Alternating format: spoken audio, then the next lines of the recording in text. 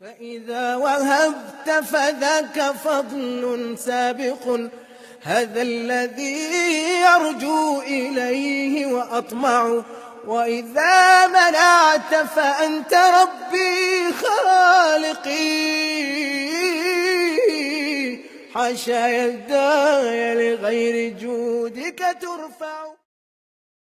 الحمد لله رب العالمين والصلاة والسلام على رسول الله الأمين نبينا محمد وعلى آله وصحبه الطيبين الطاهرين اما بعد. میں آپ کو سلسلہ دروس توحید میں خوش آمدید کہتا ہوں، اور آج کا جو ہمارا موضوع ہے جو میں آپ کے سامنے رکھنا چاہتا ہوں وہ ہے فضل التوحید، توحید کی فضیلت کا بیان. اور اس کے متعلق میں آپ کے سامنے 5 نکات رکھوں گا. پہلی بات وہ اللہ سبحانہ و تعالیٰ کا یہ فرمان ہے کہ الذین آمنوا ولم یلبسوا ایمانہم بظلم اولئک لہم الامن وہم مہتدون. اس آیت مبارکہ میں اللہ سبحانہ و تعالیٰ نے توحید کے 2 فضائل بیان کیے ہیں. اللہ تعالیٰ نے فرمایا کہ وہ لوگ جو ایمان لائے اور انہوں نے اپنے ایمان میں کسی قسم کے ظلم کی آمیزش نہیں کی. اور صحابہ کرام پہ آیت دشوار گزری تھی، نبی کریم صلی اللہ علیہ وسلم کے پاس آئے تھے اور پوچھا تھا کہ یہاں پر ظلم سے کیا مراد ہے. تو آپ صلی اللہ علیہ وسلم نے فرمایا تھا کہ کیا تم نے لقمان علیہ السلام کی بات نہیں پڑھی جو انہوں نے اپنے بیٹے کو کہی تھی نصیحت کرتے ہوئے کہ ان الشرک لظلم عظیم، اے میرے بیٹے یا بنی لا تشرک باللہ، اے میرے بیٹے اللہ تعالیٰ کے ساتھ کسی کو شریک نہ ٹھہرانا. کیوں؟ ان الشرک لظلم عظیم، اس لیے کہ شرک البتہ سب سے بڑا ظلم ہے، بہت بڑا ظلم ہے. اب یہاں پر ظلم سے مراد شرک ہے، تو آیت کا معنی کیا ہوگا کہ الذین آمنوا، وہ لوگ جو ایمان لائے، ولم یلبسوا ایمانہم بظلم، اور انہوں نے اپنے ایمان میں ظلم کی آمیزش نہیں کی، ان کی توحید خالص تھی، ایمان میں ظلم کی آمیزش نہیں تھی، شرک کی آمیزش نہیں تھی. کیا مطلب؟ ان کی توحید خالص تھی، توحید میں کسی قسم کا شرک موجود نہیں تھا. تو ان کو کیا انعام ملے گا؟ فرمایا اولئک لہم الامن وہم مہتدون، ان کو کامل امن اور کامل ہدایت ملے گی. کامل امن اور کامل ہدایت ملے گی، ان کو امن ملے گا اور یہ ہدایت یافتہ ہوں گے. امن سے کیا مراد ہے؟ اللہ سبحانہ و تعالی دنیا میں بھی سلامتی عطا کرے گا، عقیدے کی سلامتی، عمل کی سلامتی، اور عافیت بدن، عافیت جسم اور عافیت مال و اولاد اللہ سبحانہ و تعالیٰ ان کو عطا کرے گا. امن بہت بڑی نعمت ہے اللہ تعالیٰ کی. اور دوسری فضیلت کیا بیان کی توحید کی اسی آیت میں کہ ان کو ہدایت ملے گی. دنیا میں اللہ سبحانہ و تعالیٰ ان کو نیکیاں کرنے کی، گناہوں سے بچنے کی توفیق دے گا، اور آخرت میں اللہ سبحانہ و تعالیٰ جنت کی طرف ان کی رہنمائی کر دے گا. یہ توحید کی بہت بڑی فضیلت ہے اگر ہم اس کو سمجھ جائیں تو. توحید کی فضیلت میں دوسری بات میں عرض کرنا چاہتا ہوں کہ بخاری اور مسلم میں عبادہ ابن صامت رضی اللہ تعالی عنہ سے مروی حدیث ہے کہ نبی مکرم صلی اللہ علیہ وسلم نے ارشاد فرمایا کہ من شہد ان لا الہ الا اللہ وَأَنَّ مُحَمَّدًا عَبْدُهُ وَرَسُولُهُ، جس بندے نے اس بات کی گواہی دی کہ اللہ کے علاوہ کوئی معبود برحق نہیں، توحید کی گواہی دی، توحید کا اقرار کیا، اور محمد صلی اللہ علیہ وسلم کی عبدیت اور رسالت کا اقرار کیا، اور اس بات کی گواہی دی وَشَهِدَ أَنَّ عِيسَى عَبْدُ اللَّهِ وَرَسُولُهُ، اس بات کی گواہی دی کہ عیسیٰ علیہ السلام بھی اللہ کے بندے اور اللہ کے رسول ہیں، جو ہر مسلمان گواہی دیتا ہے. وَكَلِمَتُهُ أَلْقَاهَا إِلَى مَرْيَمَ وَرُوحٌ مِّنْهُ، اور اللہ سبحانہ و تعالیٰ کا وہ کلمہ ہے جسے اس نے القاء کیا مریم علیہ السلام کی طرف، اور اللہ سبحانہ و تعالیٰ کی طرف سے ایک روح ہے جس نے یہ گواہی دی. اس کی فضیلت کیا ہے؟ اس کی فضیلت یہ ہے، نبی صلی اللہ علیہ وسلم نے فرمایا ادخلہ اللہ الجنہ علی ما کان من العمل، اللہ سبحانہ و تعالیٰ ایسے شخص کو جنت میں داخل کرے گا اس کے عمل جیسے بھی ہوں. اس حدیث سے یہ بات پتہ چلتی ہے کہ جو انسان موحد ہے، توحید پرست ہے، ایسا انسان یا تو ابتداءً جنت میں چلا جائے گا، اگر اس کے گناہ اللہ تعالیٰ معاف کر دے تو ابتداءً جنت میں چلا جائے گا، اور اگر اللہ سبحانہ و تعالیٰ گناہوں پر ناراض ہو اور اس کو جہنم میں داخل کرے تو انتہائی طور پر بالانتہا آخری انجام اس کا یہی ہوگا کہ اللہ سبحانہ و تعالیٰ اس کو جنت میں داخل کرے گا۔ تو جو موحد ہے اس کی فضیلت یہ ہے کہ وہ جنتی انسان ہے، وہ جنتی انسان ہے۔ اور تیسری بات جو توحید کی فضیلت میں آپ کے سامنے رکھنا چاہتا ہوں، اور وہ حدیث جو سنانا چاہتا ہوں بخاری اور مسلم میں ہے، اور یہ جو گزشتہ میں نے آپ کو حدیث سنائی ہے اسی معنی میں وہ حدیث ہے کہ آپ صلی اللہ علیہ وسلم نے یہ بات ارشاد فرمائی کہ ان اللہ حرم علی النار من قال لا الہ الا اللہ یبتغی بذلک وجہ اللہ، کہ اللہ سبحانہ و تعالیٰ نے ایسے شخص پر جہنم کی آگ حرام کر دی ہے، جہنم کی آگ کو روک دیا ہے کہ اس کو جلائے، جس نے لا الہ الا اللہ کی گواہی دی، یبتغی بذلک وجہ اللہ، اور اس کا مقصود اس گواہی سے کیا تھا؟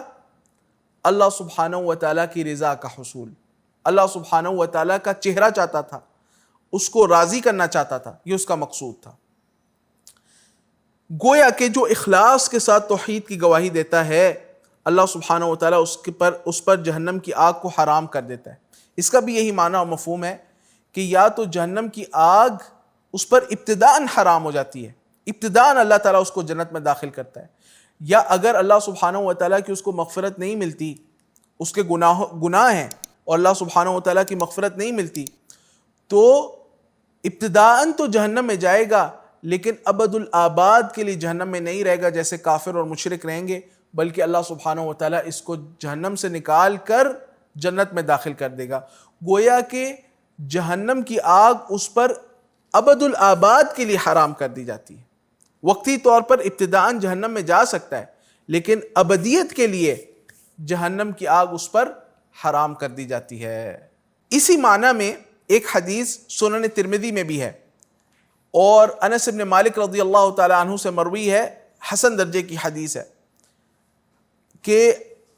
آپ صلی اللہ علیہ وسلم نے فرمایا کہ اللہ تعالیٰ فرماتا ہے، یعنی حدیث قدسی ہے، یا ابن آدم لو اتیتنی بقراب الارض خطایا ثم لقیتنی لا تشرک بی شیئا لاتیتک بقرابها المغفرہ، کہ اے ابن آدم اگر تو قیامت والے دن میرے پاس آیا اس حال میں، تو مجھ سے ملا اس حال میں کہ زمین بھر کے تو گناہ لے کر آیا، زمین بھر کے تو گناہ لے کر آیا، لیکن تو مجھے اس حال میں ملا کہ تو میرے ساتھ کسی کو شریک نہیں ٹھہراتا تھا، شرک سے تو بری تھا، توحید پرست تھا، موحد تھا، لَأَتَيْتُكَ بِقُرَابِهَا الْمَغْفِرَةِ، میں زمین بھر کر تجھے مغفرت عطا کر دوں گا۔ سبحان اللہ۔ اس سے پتہ چلتا ہے کہ انسان کی جب توحید قوی ہو تو اللہ سبحانہ و تعالیٰ کی مغفرت ملنے کی قوی امید ہے، اور یا تو انسان کی ابتداءً مغفرت ہو جائے گی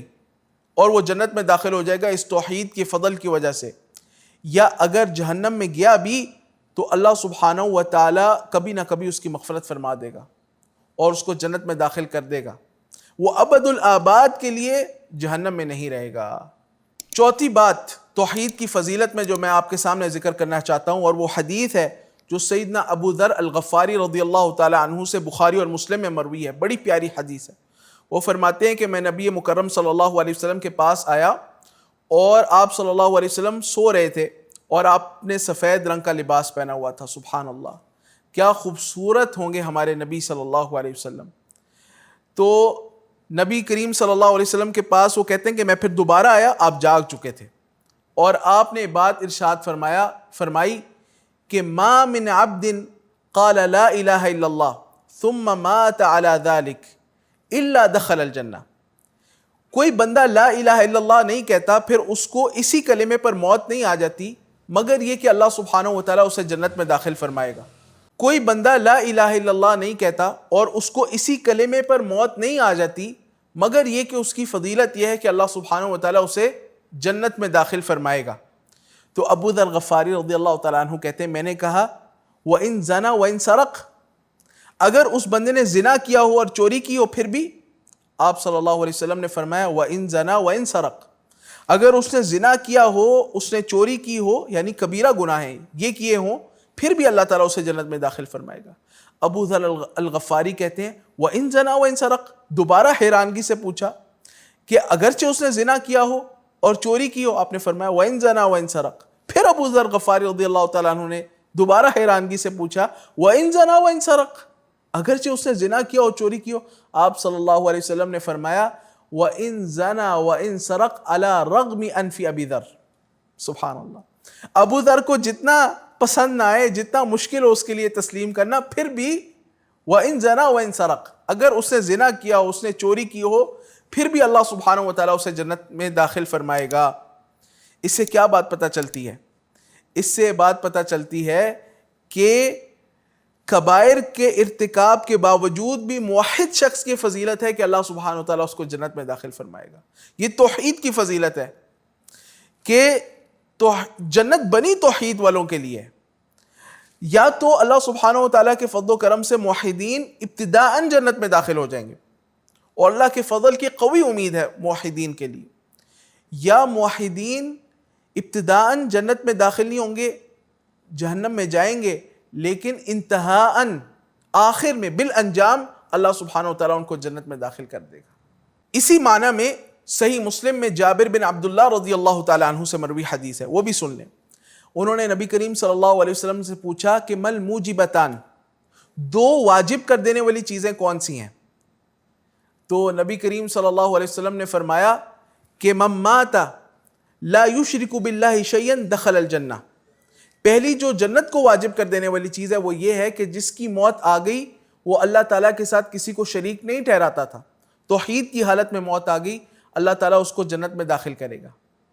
اور دوسری جہنم کو واجب کر دینے والی چیز آپ نے بیان فرمائی کہ من مات وہو یشرک باللہ شیئا دخل النار والعیاذ باللہ من ذلک، کہ جس کو موت آئی اس حال میں کہ وہ اللہ تعالیٰ کے ساتھ کسی کو بھی شریک ٹھہراتا تھا، دخل النار، وہ جہنم میں داخل ہوگا۔ تو توحید پر موت کی بہت زیادہ فضیلت ہے۔ یہی وجہ ہے کہ وہ حدیث جو سیدنا معاذ ابن جبل رضی اللہ تعالیٰ عنہ سے مروی ہے سنن ابی داود میں، اس میں یہ الفاظ آتے ہیں کہ من کان آخر کلامہ لا الہ الا اللہ دخل الجنہ، جس کا آخری کلام دنیا میں، اس کی آخری بات وہ کیا ہوئی؟ لا الہ الا اللہ، لا الہ الا اللہ کی گواہی دے کر وہ دنیا سے گیا، یہ اس کی آخری بات تھی، یہ اس کا آخری کلام تھا، دخل الجنہ۔ اللہ سبحانہ وتعالیٰ ایسے آدمی کو جنت میں داخل کرتا ہے۔ تو توحید پر موت کی، اور خصوصاً موت کے وقت آخری بات وہ آپ کی لا الہ الا اللہ ہو، اس کی بہت زیادہ فضیلت ہے۔ توحید کی فضیلت میں پانچویں اور آخری بات میں آپ کے سامنے رکھنا چاہتا ہوں، وہ یہ ہے کہ ویسے تو جتنے بھی اذکار ہیں وہ سارے توحید کے اذکار ہیں، توحید پر مبنی اذکار ہیں۔ جیسے سبحان اللہ ہے، یہ اللہ تعالیٰ کی توحید ہے، اللہ پاک ہے۔ الحمدللہ، یہ اللہ تعالیٰ کی توحید ہے۔ استغفر اللہ، اللہ تعالیٰ کی توحید ہے، اللہ سے بخشش مانگ رہا ہے، یہ اللہ کی عبادت ہے، توحید پر مبنی عبادت ہے، توحید ہے۔ دعا یا وہ اذکار کے جن میں دعائیں ہیں، ادعیہ ہیں، وہ ساری کی ساری توحید ہے، اللہ سبحانہ وتعالیٰ سے دعائیں ہیں، اس سے مناجات ہیں۔ لا حول ولا قوت الا باللہ، یہ توحید ہے کہ اللہ تعالیٰ کی توفیق اور اس کے اذن کے بغیر کچھ نہیں ہوتا، یہ اللہ سبحانہ وتعالیٰ کی توحید ہے۔ سارے اذکار، کل اذکار وہ توحید ہیں، بلکہ کل شریعت کا مقصود وہ توحید ہے، قیام توحید ہے۔ لیکن ایک خاص ذکر ہے لا الہ الا اللہ، اس ذکر کی کیا فضیلت ہے؟ نبی صلی اللہ علیہ وسلم نے فرمایا، سنن ترمذی میں حدیث ہے، جابر بن عبداللہ رضی اللہ تعالیٰ عنہ راوی ہیں، وہ فرماتے ہیں آپ صلی اللہ علیہ وسلم نے فرمایا افضل الذکر لا الہ الا اللہ وافضل الدعاء الحمدللہ، افضل ترین ذکر وہ لا الہ الا اللہ ہے، اور افضل ترین دعا وہ الحمدللہ ہے۔ اس سے معلوم یہ ہوا کہ لا الہ الا اللہ کی تو بہت زیادہ فضیلت ہے، بہت زیادہ فضیلت ہے۔ یہ کلمہ نجات ہے، یہ کلمہ ہے جس کی وجہ سے ہمیں پیدا کیا گیا ہے، جس کی خاطر یہ زمین و آسمان بنا ہے، جس کی خاطر انبیاء اور رسول علیہ السلام مبعوث ہوئے ہیں، جس کی خاطر انبیاء علیہ السلام کو تکلیفیں اور اذیتیں ملی ہیں، جس کی خاطر ہجرت ہوئی ہے۔ یہ اس کلمے کی بہت زیادہ فضیلت ہے، اور اس کلمے کے لیے بہت زیادہ قربانیاں ہیں، لیکن اس کی خاص فضیلت یہ ہے کہ یہ سب سے افضل ذکر ہے، سب سے افضل ذکر ہے، اور یہ ایسا ذکر ہے یہ اللہ تعالیٰ کو اس لیے بھی اتنا زیادہ محبوب ہے، اور یہ کیونکہ کلمۃ الاخلاص ہے، اور اس کلمے کے اندر جو اخلاص ہے وہ اس کلمے کا ورد کرنے کے اندر بھی موجود ہے۔ یعنی آپ اگر کسی مجلس میں موجود ہیں اور آپ لا الہ الا اللہ کا ذکر کرنا چاہتے ہیں تو آپ لا الہ الا اللہ پڑھ سکتے ہیں بغیر اپنے ہونٹوں کو حرکت دیے، کسی کو پتہ نہیں چلے گا، صرف زبان کی حرکت سے یہ کلمہ ادا ہو جاتا ہے۔ تو اس کلمے کے اندر بھی اخلاص ہے، اس لیے اللہ تعالیٰ کو اخلاص پر مبنی عبادات، توحید پر مبنی عبادات بہت پسند ہیں، اور یہ کلمہ مکمل طور پر اس کا مظہر ہے۔ اللہ سبحانہ و تعالیٰ ہمیں توحید کی فضیلت کو جاننے کی اور اس کو تسلیم کرنے کی اور اس کے مطابق عقیدہ رکھنے کی اللہ سبحانہ و تعالیٰ ہمیں توفیق دے۔ وباللہ تعالی التوفیق، وصلی اللہ وسلم علی نبینا محمد وعلی آلہ وصحبہ اجمعین۔